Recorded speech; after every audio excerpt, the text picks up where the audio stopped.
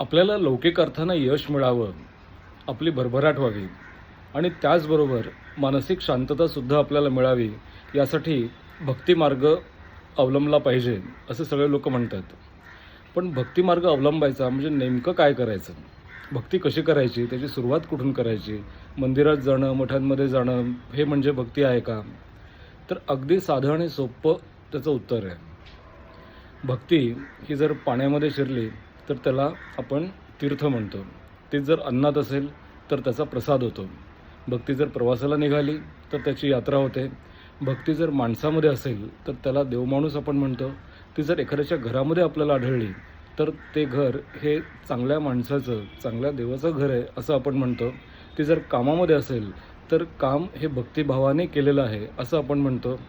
थोडक्यामध्ये जे जे क्रिया आपण करतो, ज्या गोष्टींमध्ये करतो, त्यामध्ये भक्ती जर आपण शोधली तर मला असं वाटतं की त्यापेक्षा वेगळं असं काहीही असणार नाही. ॲप्रोच किंवा दृष्टिकोन जर बदलला आणि कोणतीही गोष्ट भक्तिभावाने जर आपण बघायला लागलो, भक्तिभावाने जर करायला लागलो, तर ती भक्ती खऱ्या अर्थाने भगवंताला पोचते आणि तिथून आपला खरा मानसिक शांततेचा आणि आध्यात्मिक प्रगतीचा मार्ग सुरू होतो.